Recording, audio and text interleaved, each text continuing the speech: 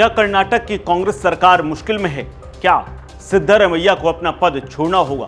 क्या सिद्धरमैया के ऊपर केस चलने के बाद क्या वो जेल भी जा सकते हैं? ये तमाम सवाल इसलिए खड़े हो रहे हैं क्योंकि एक ऐसा फैसला हाईकोर्ट ने सुनाया है जिसके बाद कर्नाटक के मुख्यमंत्री सिद्धरमैया को बड़ा झटका लगा है। दरअसल कर्नाटक उच्च न्यायालय से ये झटका लगा है और प्रकरण कुछ यूं है कि कर्नाटक हाईकोर्ट ने कर्नाटक के मुख्यमंत्री सिद्धरमैया की उस याचिका को खारिज कर दिया है जिसमें उन्होंने कथित तौर पर मैसूर शहरी विकास यानी मुडा भूमि घोटाले मामले में उनके खिलाफ मुकदमे की मंजूरी देने के राज्यपाल थावरचंद गहलोत के फैसले को उन्होंने चुनौती दी थी। हाई कोर्ट ने 12 सितंबर को मामले में अपनी सुनवाई पूरी कर ली थी और आज उसे सुना दिया है। तब फैसला सुरक्षित रख लिया गया था। दरअसल आज जज एम नागप्रसन्ना की एकल पीठ ने इस मामले में अपना फैसला सुनाया है।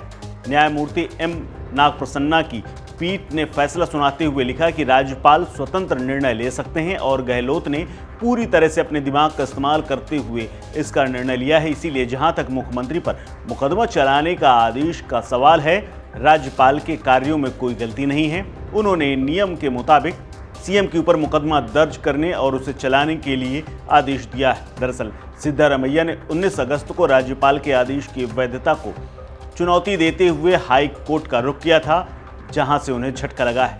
दरअसल राज्यपाल के आदेश को रद्द कराने का उन्होंने अनुरोध किया था और याचिका में मुख्यमंत्री ने कहा था कि मंजूरी आदेश बिना सोचे समझे जारी किया गया है और यह वैधानिक नियमों का उल्लंघन करता है। सिद्धरमैया पर मैसूर शहरी विकास प्राधिकरण यानी MUDA यानी मुडा द्वारा अपनी पत्नी को 14 भूखंडों के आवंटन में अनियमितता का आरोप लगा था, जिसके बाद वो कटघरे में खड़े हुए थे। उन्होंने अपने खिलाफ लगे आरोपों को झूठा करार देते हुए ये कहा था कि ये भविष्य में कोई गलत काम नहीं करेंगे और उनका जीवन एक खुली किताब की तरह है। दरअसल ये मसला जमीन का एक टुकड़े का है जिसकी नाप 3.14 एकड़ की है, जो सिद्धरमैया की पत्नी पार्वती के नाम पर है। बीजेपी इस मामले को लेकर के मुख्यमंत्री और उनकी सरकार पर लगातार हमलावर है और उन्होंने सीएम सिद्धरमैया पर भ्रष्टाचार के भी आरोप लगाते हुए उनके इस्तीफे तक की मांग की थी। और इस मामले में कर्नाटक के राज्यपाल थावरचंद गहलोत सिद्धरमैया के खिलाफ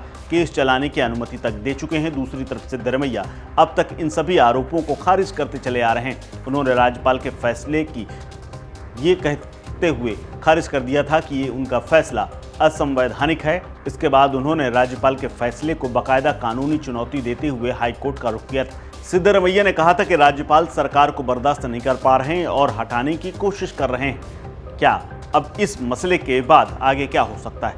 क्या सिद्धरमैया सुप्रीम कोर्ट जाएंगे? ऐसे हालात पूरी तरह से बनते नजर आ रहे हैं। वहीं क्या सुप्रीम कोर्ट से झटका लगने के बाद क्या सिद्धरमैया नैतिकता के आधार पर अपना पद छोड़ सकते हैं? ये तमाम सवाल भी अंदर खाने पार्टी के अंदर शुरू हो गए हैं क्योंकि सिद्धरमैया घिरे हुए हैं और इस मसले पर अब तक सरकार की ओर से या सिद्धरमैया की ओर से कुछ नहीं कहा गया है। लेकिन हाईकोर्ट ने जो झटका दिया है वो कांग्रेस और सिद्धरमैया के लिए काफ़ी हिला देने वाला है। इस खबर में फिलहाल इतना ही। अपडेट्स के लिए बने रहिए वन इंडिया हिंदी के साथ। नमस्कार।